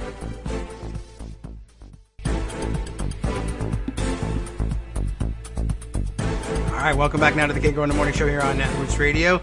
Let's dive back into the Steve Bannon story. I just I spent part of the break looking it up so I could give you the name. It's Guo Wengi. I have no idea how well I'm doing with pronouncing that, but that's the name of the Chinese billionaire who, according to NBC News, is the owner of the boat that Steve Bannon was arrested on. That's just me rephrasing their question form headline. Who is Guo Wengi, the Chinese billionaire who owns the boat Steve Bannon was arrested on? See, I did a pretty good job of reproducing it there. Multiple people familiar with the matter told NBC News that there is a separate federal inquiry involving a company linked to both men, of course, GTV Media Group. And maybe as we read a little bit about it, we'll figure out where we might have heard that before. Let's see. Ken Delaney and Andrew Blankstein, Tom Winter and Katie Tur teaming up on this piece. Earlier this month, a sunburned Steve Bannon, holding a lit cigar and wearing a blue polo shirt, only one, with the collar turned up, stood in front of a camera on a yacht owned by his friend, maybe, Guo Wengi, the Chinese billionaire. A YouTube video shows Wengi putting his arm around Bannon as the former Trump campaign chairman denounces the Chinese government and extols the alleged benefits of hydroxychloroquine to treat COVID-19. The vessel's lavish interior gleams in the background. On Thursday, Bannon was arrested by federal agents on that same yacht off Westbrook, Connecticut, and booked into jail on fraud charges. Though the charges appear to have nothing to do with the Chinese businessman, the arrest puts a new spotlight on Bannon's relationship with Guo, a controversial figure with his own history of legal entanglements. Probably didn't want one here in the United States if he could avoid it. Multiple people familiar with the matter tell NBC News there is a separate federal inquiry involving a company linked to both men. Again, GTV Media. As the Wall Street Journal first reported on Wednesday, the FBI, the New York State Attorney General, and the Securities and Exchange Commission are all examining whether securities laws were violated during a $300 million private offering by the company this spring, the sources say. In a memo to potential investors, according to the Journal, the company identified Bannon as one of several prominent directors. Last month, investigators with the Mercer Island Police Department in Washington state took an incident report from an unidentified victim who had become an investor in GTV Media Group Incorporated, with the promise it was launching a video sharing platform similar to YouTube that was supposed to go huge, according to an official familiar with the matter. I doubt that's likely to happen, but okay. The investor wired $500,000 to receive shares in the company by the end of May, but never received shares and wasn't able to get in contact with the reported suspect, the report stated. As of July 10th, I don't know who the suspect is. As of July 10th, local authorities noted that no crime had been charged and the FBI was investigating the matter. The Mercer Island PD incident report identified the suspect, here we go, as Guo Wengi, describing him as a billionaire based out of New York, and noted that there were other victims. When Mercer Island police contacted the FBI, local investigators learned that Wen Gi appeared to be a target of a large investigation personally and pertaining to his business, according to an official familiar with the matter. When they followed up, investigators in Washington learned FBI agents had been investigating the case for about a month. The victims that have been calling the FBI, FTC, and local police agencies have been reporting fraud for a failure to return on promised investments, the official said. Guo's lawyer declined to comment. Guo himself could not be reached. Guo, who sometimes goes by Miles Kwok, Kwok, is a mysterious, I told you, and polarizing figure, a self-styled crusader against Chinese communist corruption, who has drawn the ire of the Chinese government but has also been sued by other Chinese dissidents. By the way, I mean, I guess if you're crusading against the corruption of anybody from and this is like 100-and-something foot super yacht. I think it's actually written up in a magazine called Super Yachts or Super Yachts Today or Super Yacht Fancy. I'm not certain what they call it, but that too circulating via Twitter yesterday. You're probably in no position to be complaining about other people's corruption. Anyway, a former female employee alleges in an ongoing lawsuit that he repeatedly raped her. That's not good. A charge he disputes. And a former Trump aide, Sam Nunberg, back in this story somehow, is among many who have sued Guo, alleging defamation. He denies the allegations. Utilizing his worldwide publicity, high-profile social media accounts, and seemingly endless financial means, defendant Guo regularly uses his public platform and power to defame and harass his enemies, Nunberg's suit says. In this case, Guo set his sights on destroying plaintiff Samuel Nunberg's reputation, too late, and livelihood by filing baseless litigation against him and slandering Nunberg with malicious false lies, which discredit Nunberg both personally and professionally. Nunberg's suit is ongoing.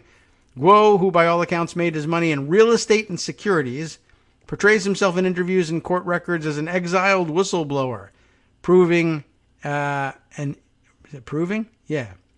inside account of breathtaking corruption at the heart of the Chinese system. Guo is a pioneer of using YouTube and Twitter to fight for the rule of law, believe it or not, human rights, freedom, and democracy in China. His lawyers wrote in court papers in a federal lawsuit in Maryland against a self-described Chinese democracy activist, who might even be genuine, I don't know.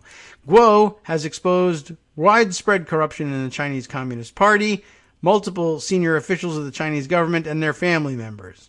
Which is not wise if you like living, I think. But okay.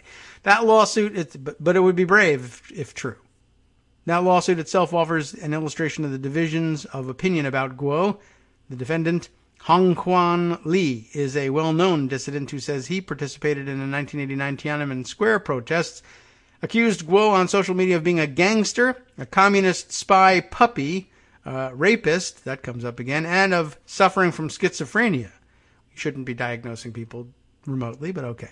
Guo's lawyers wrote charges they say all are false, of course. That lawsuit purports to recount Guo's history, which includes a 1989 incident he says turned him against the Chinese government. As police sought to arrest him for supporting the Tiananmen protests, the suit says, 2 drunken policemen raided Guo's office and fired their weapons directly at his young wife. I don't know why she has to be young, but she was, who was holding his even younger 3-month-old baby daughter. His younger brother, everyone's young in this, tried to protect Guo's wife and daughter and was shot twice in the altercation, the suit says. His brother was sent to the hospital, but the policeman who shot him instructed the doctors to refuse him any medical care and lock the door. And as a result, he died, and Guo, quote, vowed to become a persistent and brave advocate against Chinese kleptocracy, the suit says. Interesting. I didn't mean to spend this much time on Guo, but just skimming down here, there's a New York Times magazine profile on him in 2018. Let's see, pointing out that it doesn't appear to explain why Guo spent the next 2 decades growing rich in China through real estate development. That is a mystery. A business that typically requires a close cooperation with government officials, even in democracies, let alone in an authoritarian state like China. In nearly 3 decades after his brother's death, there is no record of Guo taking a public stand against the party he says caused it, the Times wrote. That is a little interesting. There are darker allegations against Guo than hypocrisy, however.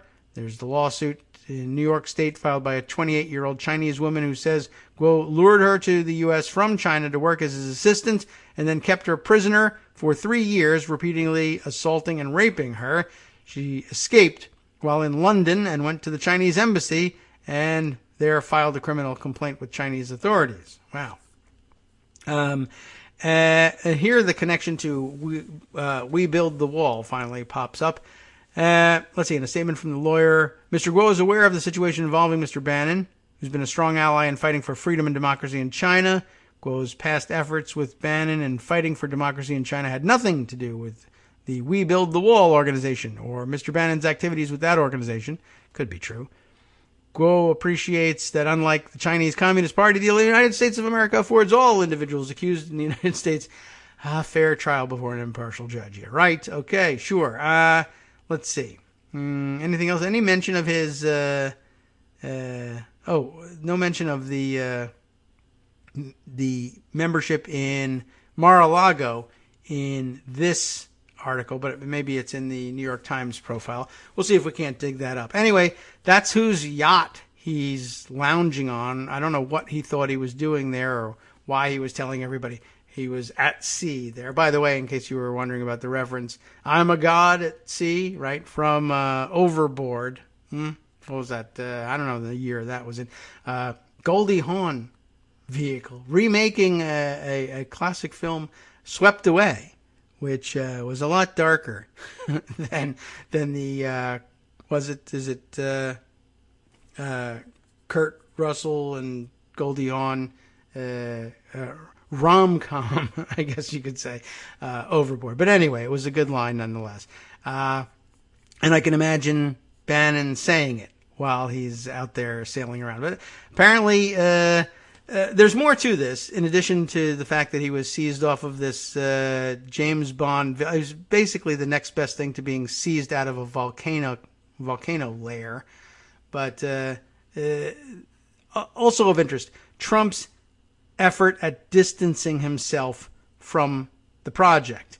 Of course, yesterday, once everybody was arrested, he was busy. I think there's a video clip out there somewhere, and I could probably even grab it and play it. But, insisting I don't know any of these people. Even Steve Bannon, I haven't talked to him for years. We haven't had any kind of relationship. And going further and saying I disapproved of this project the whole time. I thought it was improper to be building a private section of the wall. And he goes on to say, I heard they had construction problems, and this is interesting projection, right? They had construction problems, and even that part of the wall collapsed or something. And it sounded like he was insinuating that the portion of his wall, which had blown down in not even all that high-speed winds, was actually this private wall. But as it turns out, I guess he was thinking of soil erosion might have undermined part of this privately funded wall. But saying essentially that the construction was substandard and pointing to a statement from July, which I have some, minimal recollection of his saying back in July that he disapproved of this thing and that it was an effort to make him look bad, which I was curious about. How could this even be the case? If somebody has been building the wall, I don't think that's supposed to make you look bad. But he became convinced that it was meant to make him look bad. I think what happened here is that we can piece together the timeline, but by July of this year, he had become aware of the fact that these indictments might be coming and that this thing had been a scam. You'll recall that the Southern District of New York has been the center of some controversy lately, and there was an effort by Bill Barr, probably at Trump's insistence, of replacing the U.S. attorney there, Jeffrey Berman, with someone else, a Trump lackey that they had in mind, and that he hung on and fought over it and was able to drag out the controversy, Berman was, for long enough to get Barr to abandon the plans that he had, back off, and agree to allowing Berman's trusted deputy to take over as acting U.S. attorney, which she did, and she ended up delivering these indictments. My supposition here is that this all happened in mid to late June.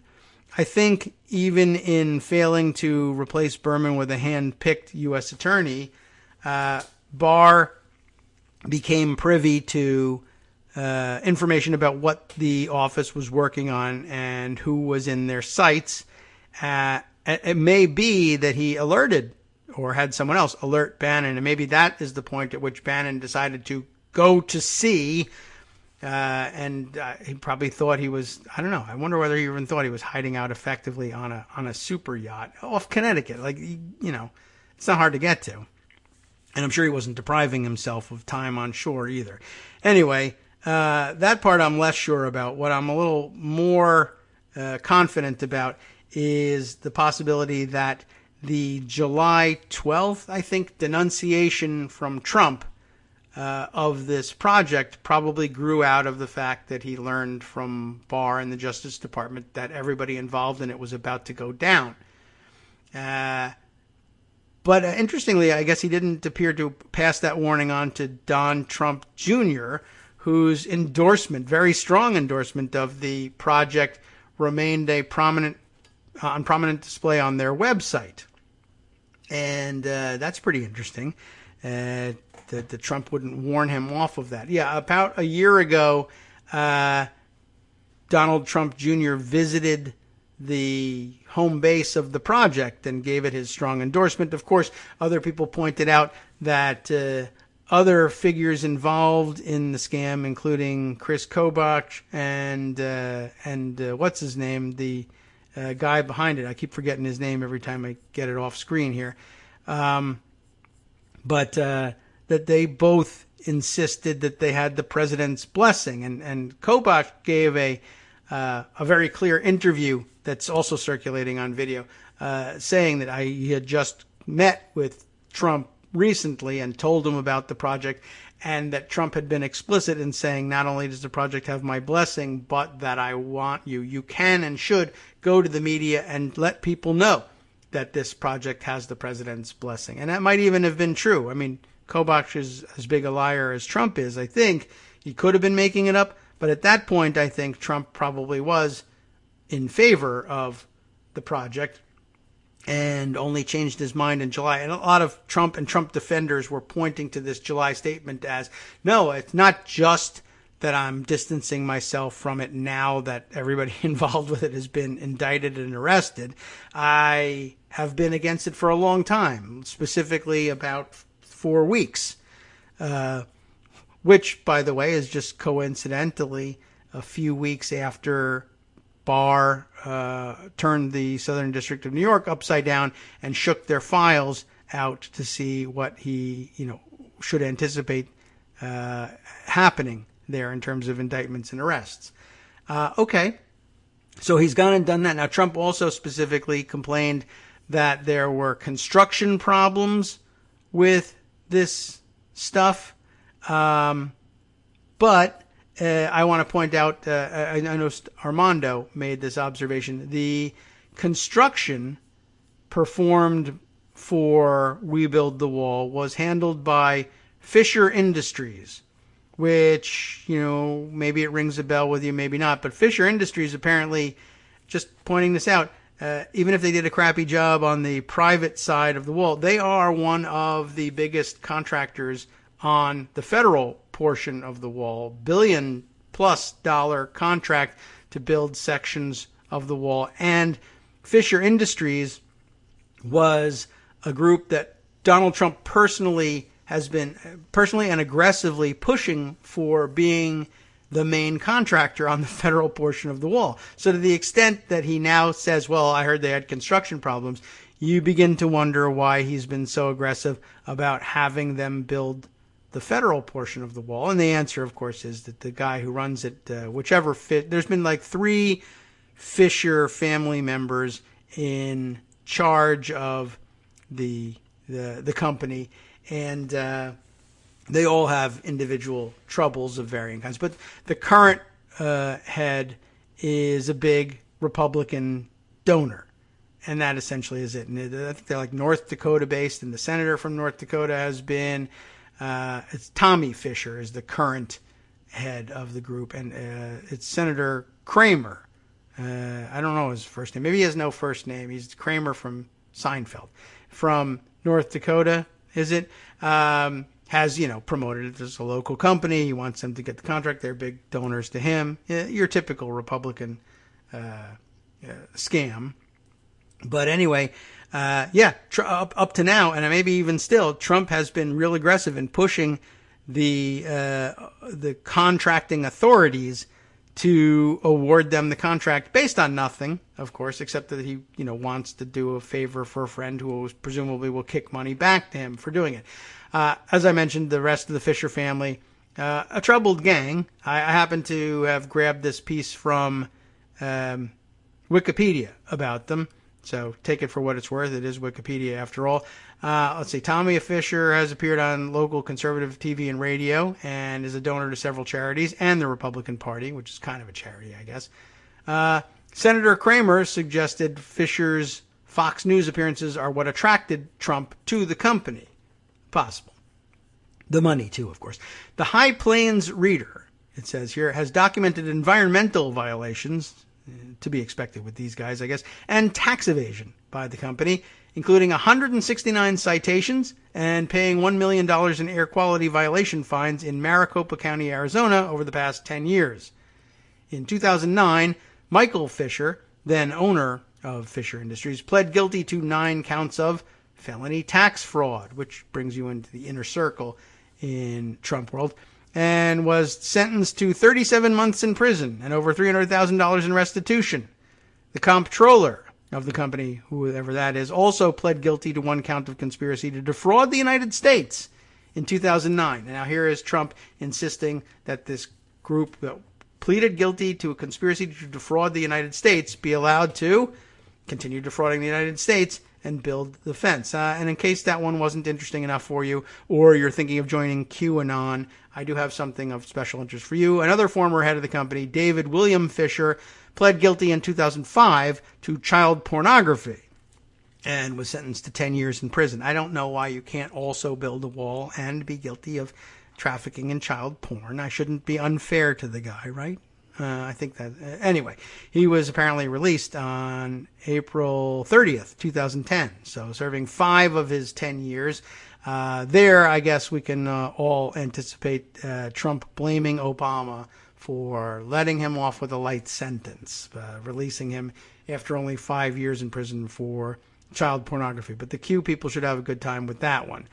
But there you got it. Lots of other stuff circulating. The report of the Texas Tribune from back in July of 2019, noting Donald Trump Jr.'s visit to the private border wall construction site.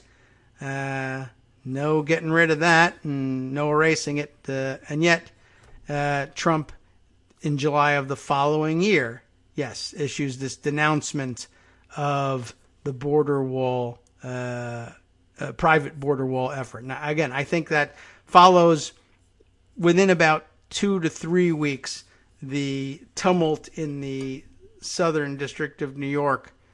And, that's just about enough time for Barr to have discovered what was going on and tipped the president off to it. And it's just amazing that he didn't bother tipping off his son. But, their family is different from the rest of us. Okay. By the way, in other QAnon news, just to reinforce my point about the dangers of letting a QAnon nut get a member's pin and have access to the entire Capitol complex, Right Wing Watch folks have brought us this latest story of QAnon terrorism and violence. Texas QAnon supporter used car to attack strangers she believed were pedophiles. That is to say, they were other human beings, so she figured they must be pedophiles because there's this huge conspiracy. Julian Field reporting this for rightwingwatch.org. Basic story here. Waco, Texas woman arrested last week and charged with aggravated assault with a deadly weapon and driving while intoxicated. It's one and the same. She used her car as the deadly weapon. Appears to have been motivated by the QAnon conspiracy theory that President Donald Trump spoke positively of during a White House press conference on Wednesday. According to arrest affidavits First reported by the Waco Tribune-Herald, 30-year-old Cecilia Fulbright got behind the wheel of her car just after 9 a.m. On Wednesday with the intent to, quote, save a child from pedophiles. Which, you know, if you're going to do that, you might as well start early. 9 a.m., that's good reporting to work early. But drunk at 9 a.m., even in QAnon world, probably frowned upon, generally speaking. Fulbright reportedly chased two strangers' vehicles in an apparent attempt to hit them.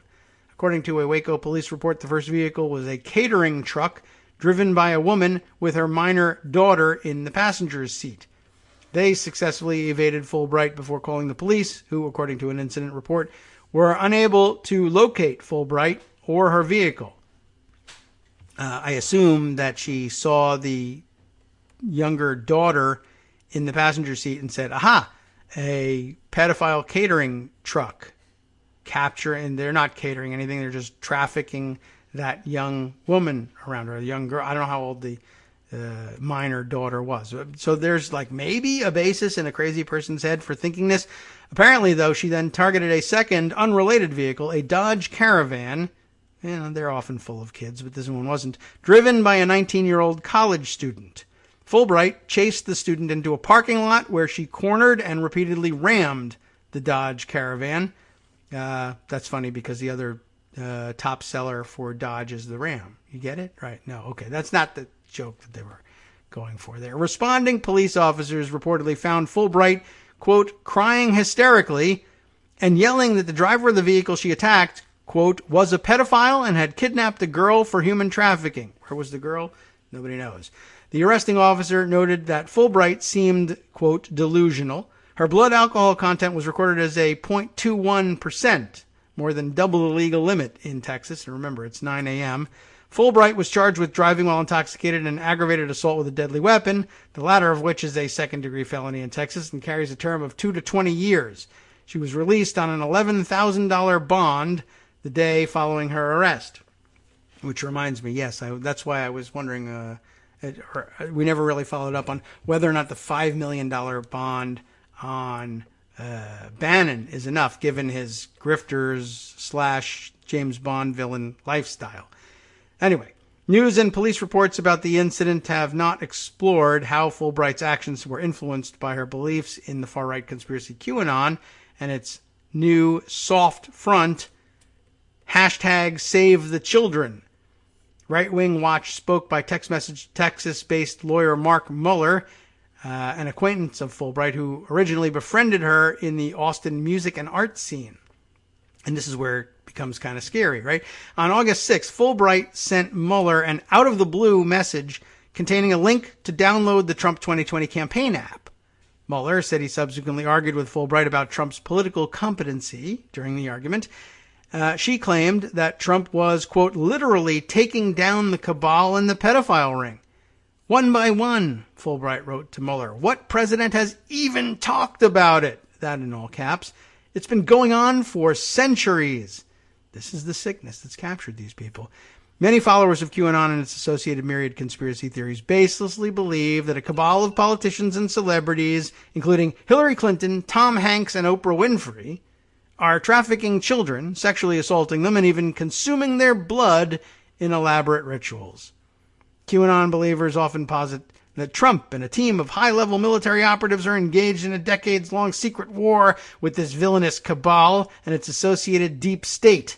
Adherents of the QAnon conspiracy theory imagine Trump as a savior figure and often equate criticism of the president with support for pedophilia and infanticide. Of course. Why not? It's a perfectly natural conclusion, right? And as Ian mentioned, he was asked about that in a press conference recently. People think you are saving the world from these particular evils, and Trump said that's supposed to be a bad thing.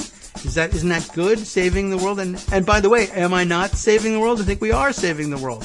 And I don't know whether he thought he was veering off of the topic of QAnon or not, or QAnon people will think he was giving them a particular signal of his approval of what they were doing, I am sure. Anyway, there's much more to this article. If you'd like, you can dive into it and read the sad saga of this woman and how she went over the edge and how quickly it happened. I mean, I think that's actually very important for those of us monitoring the QAnon saga. There's another piece here that I didn't get a chance to get to, but perhaps we'll include in the roundup, but that does a pretty good job in documenting the investigation into where the hell did this thing come from, how 3 conspiracy theorists took Q and sparked QAnon. Yes, if you know somebody who's fallen prey to this, it's going to be awfully difficult to convince them that the world as they view it is actually the hoax of 2 Redditors / 4chaners and a relatively failed YouTuber who thought, I guess, that they could achieve some measure of internet fame by latching onto this thing and boosting it. I don't think they even originated it. It's going to be tough to convince somebody that that's what actually happened to them. From Daily Kos Radio on networksradio.com. You have been listening to the Kagro in the Morning Show with David Waldman. Well, if you didn't get enough about Bannon's arrest for the fraudulent wall scheme, Justice Putnam has got more, believe it or not, on the West Coast Cookbook and Speakeasy coming up next, plus so much more. Let's see, what do we got in the international side of things? Human Rights Monitor sounded the alarm over recent spike in assassinations targeting civil rights activists in Iraq.